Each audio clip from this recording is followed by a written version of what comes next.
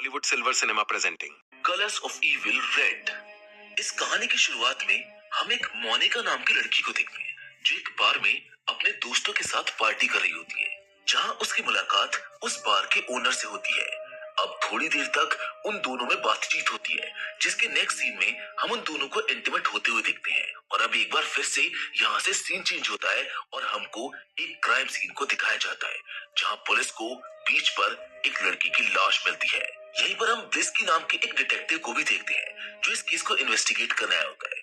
अब इन सबको ये नहीं पता है कि ये डेड बॉडी किसकी है, लेकिन ये लड़की वही लड़की मोनिका है जो लास्ट नाइट उस क्लब के ओनर के साथ थी। और मोनिका कोई ऐसी ऐसी लड़की नहीं है। मोनिका की मॉम इस शहर की जानी मानी जज है जिनका नाम हेलेना है, इसलिए फोरेंसिक एक्सपर्ट डुबिएला उसको देखते ही पहचान जाता है। अब मोनिका की डेड बॉडी जिस कंडीशन में है उसको देखकर कोई भी इंसान आसानी से ये बता सकता है कि उसको मारने वाला जरूर कोई साइकोपैथ है। जिसके बाद हम मोनिका की मॉम हेलेना को देखते हैं जो उसकी बॉडी आइडेंटिफाई करने के बाद काफी टूटी हुई नजर आती है। जहां आगे हमको दिखाया जाता है कि ब्लिस्की का सुपीरियर जिसका नाम एम्ब्रोजियक है वो उसे एक पुराने केस की फाइल ला कर देता है। हैरानी की बात यह है कि उस लड़की का भी बिल्कुल इसी तरह से मर्डर किया गया था, जिसको देखकर ब्लिस्की उससे पूछता है कि क्या मर्डरर पकड़ा गया था, जिस पर एम्ब्रोजियक उसको बताता है कि मर्डरर उसका फियांसे ही था जिसको हमने तुरंत अरेस्ट कर लिया था, जो भी हाल ही में अपनी सजा पूरी करके लौटा है। और शायद इतना काफी है ये साबित करने के लिए कि ये मर्डर भी उसी साइकोपैथ ने ही किया है जिसका नाम जकूबियाक है।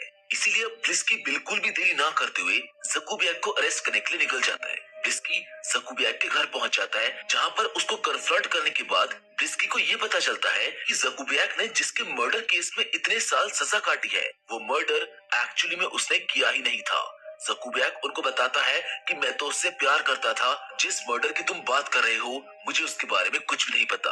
और सबसे इम्पोर्टेंट, जिस टाइम मेरी फियांसे का मर्डर हुआ था उस समय मैं अपनी मॉम के साथ था, लेकिन फिर भी पुलिस ने मुझको फंसाया और कातिल साबित कर दिया। लेकिन इस बार मैं तुम सबको वापस ये सब नहीं करने दूंगा। ब्लिस्की से बात कर ही रहा होता है कि तभी वहाँ पर एक ऑफिसर आता है जो ब्लिस्की को बताता है कि हमको जकूबियाक के घर से एक टी शर्ट मिली है जिस पर खून लगा है।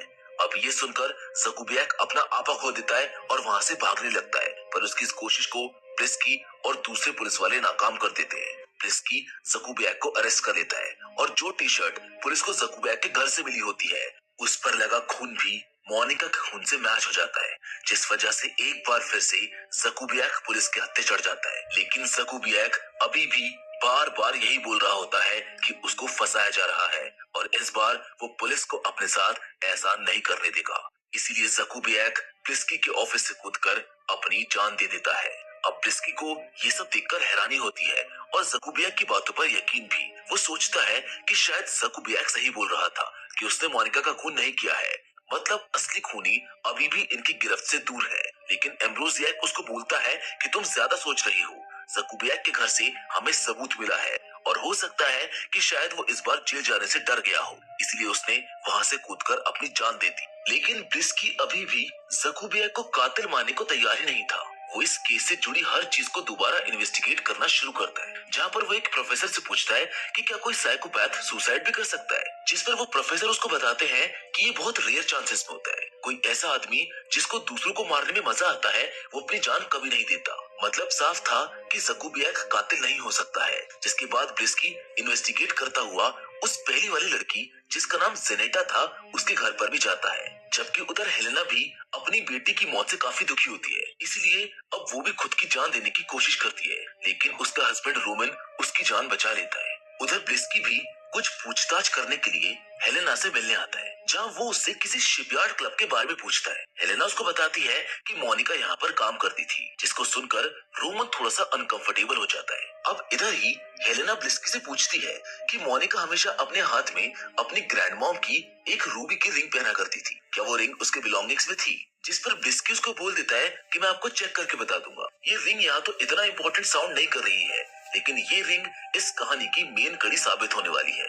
अब ये सारी चीजें सुनकर रोमन थोड़ा सा अनकंफर्टेबल फील कर रहा होता है, जिसको हेलेना नोटिस कर लेती है और इस बात से उसे अपने हस्बैंड पर शक हो जाता है। वो उसको फॉलो करना शुरू करती है, जहाँ पर उसको एक कजार नाम के गैंगस्टर का पता चलता है जो एक्चुअली में उस शिपयार्ड क्लब का मालिक है, जिससे उसका हस्बैंड भी कनेक्टेड है। उधर ब्लिस्की को जेनेट के घर से कजार की फोटो मिलती है, जिसमें उसके साथ एक और लड़की है, जिसके बारे में पता करने पर ब्लिस्की को पता चलता है कि उस लड़की की भी मौत हो चुकी है और डुबिएला ने ही उसकी बॉडी की भी ऑटोप्सी करी थी। वो डुबिएला से बोलता है कि क्या इन तीनों मर्डर्स में सिमिलैरिटीज थी, जिस पर डुबिएला उसको बताता है कि हाँ, इन तीनों की मौत एनल पेनिट्रेशन की वजह से हुई है और सबसे इम्पोर्टेंट, ये तीनों लड़कियां शिपयार्ड क्लब से कनेक्टेड है। ब्लिस्की डुबिएला से कहता है कि तुमने पहले मुझको ये सब क्यों नहीं बताया, जिस पर डुबिएला उसको कहता है कि ये लड़की एक प्रोस्टिट्यूट थी जिसकी मौत से शायद किसी को कोई फर्क नहीं पड़ता।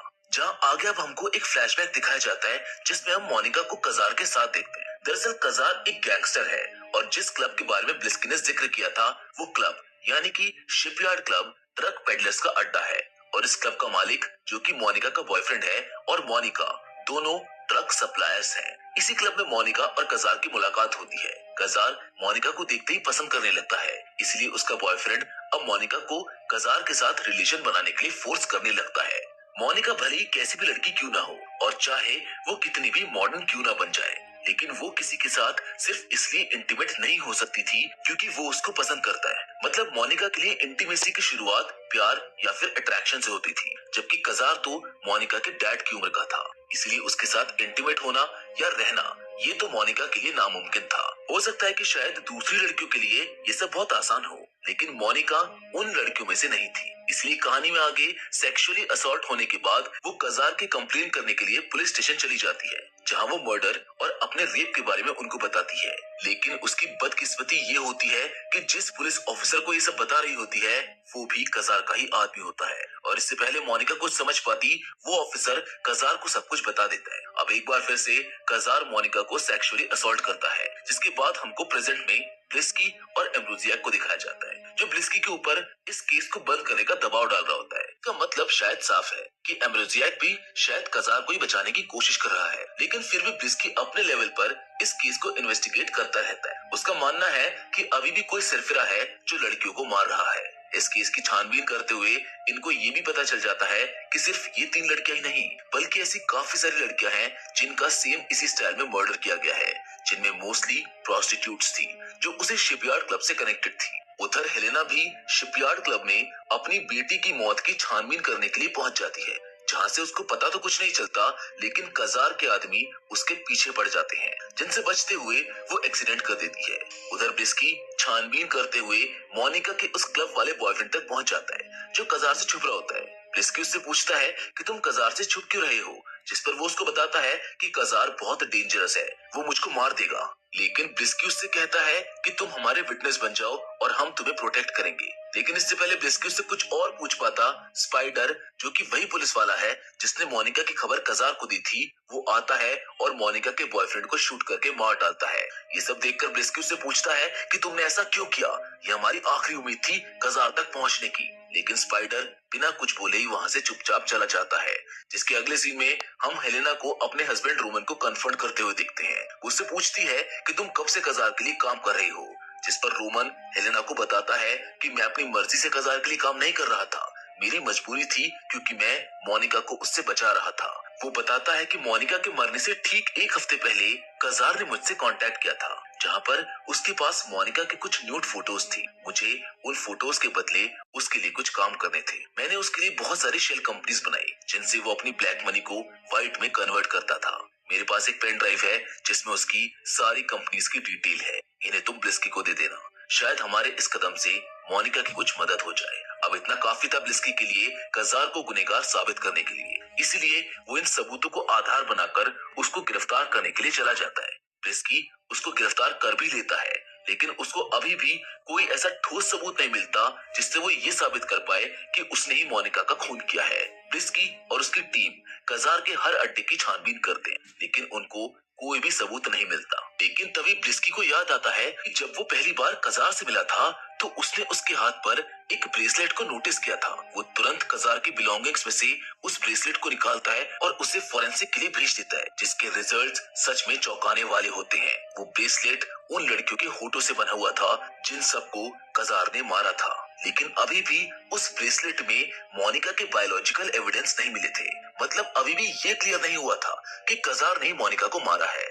पर फिर भी इन सबूतों के आधार पर कजार को जेल में डाल दिया जाता है। सबको लगता है कि शायद असली कातिल पकड़ा गया है, लेकिन ब्रिस्की को अभी भी शक होता है कि आखिर कजार बार बार उससे ये क्यों बोल रहा है कि मोनिका को मैंने नहीं मारा।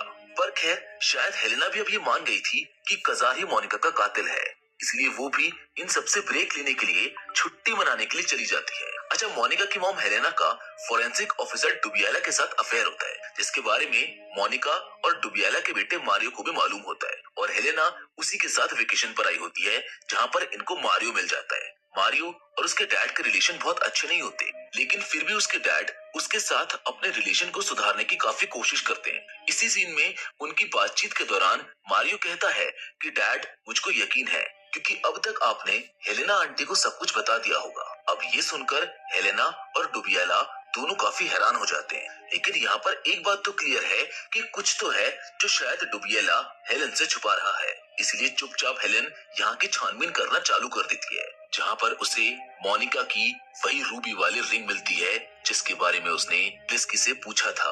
उधर ब्लिस्की को भी ये याद आ जाता है कि जब वो डुबियाला से मिलने उसके घर गया था, तब उसने मारियो के हाथ में मोनिका की रिंग देखी थी। यानी कि कजार सच कह रहा था कि उसने मोनिका को नहीं मारा। इसलिए ब्लिस्की उस जगह के लिए निकल जाता है जहाँ पर हेलेना और डुबियाला वेकेशन के लिए गए होते हैं, क्योंकि हेलेना की जान खतरे में है। उधर डुबियाला को भी पता चल गया है कि हेलेना सच जान गई है, इसलिए वो उसको बेहोश करके कैद कर लेता है। हेलेना उससे पूछती है कि आखिर ये सब क्या चल रहा है, जिस पर डुबियाला उसको अब सब कुछ सच बता देता है। वो बताता है कि जिस दिन मोनिका की मौत हुई थी, वो मारियो के साथ यहाँ कजार से छुपने के लिए आई थी, और बातों ही बातों में मोनिका और मारियो दोनों इंटीमेट होने लगे। लेकिन मोनिका मारियो के साथ इंटीमेट होने में कंफर्टेबल नहीं थी, इसीलिए वो उससे बार बार मना करने लगती है, जिससे मारियो को गुस्सा आ जाता है और वो गलती से मोनिका को जान से मार देता है। जिसके बाद वो अपने डैड को यानी कि मुझको फोन करके सब कुछ बता देता है, और मैंने अपने बेटे को बचाने के लिए मोनिका के मर्डर को एक पुराने मर्डर की तरह फ्रेम कर दिया। लेकिन अब डुबियाला को अपनी गलती का एहसास हो जाता है, इसीलिए वो हेलेना के सामने ही खुद की जान ले लेता है। उधर ब्रिस्की भी हेलेना के पास पहुंच जाता है, जिसको सब कुछ पहले ही पता चल चुका है कि मोनिका का कातिल कोई और नहीं बल्कि उसका खुद का दोस्त मारियो ही है। जिसके साथ ये फिल्म यहीं पर खत्म हो जाती है। ये कहानी आपको कैसी लगी और आपकी इस कहानी पर क्या राय है, आप हमको कमेंट करके जरूर बताइएगा। बाकी फिलहाल तो आज के इस वीडियो में बस इतना ही, लेकिन हम फिर से जरूर मिलेंगे, और वो भी एक और मजेदार कहानी के साथ। पर हमेशा की तरह तब तक के लिए धन्यवाद।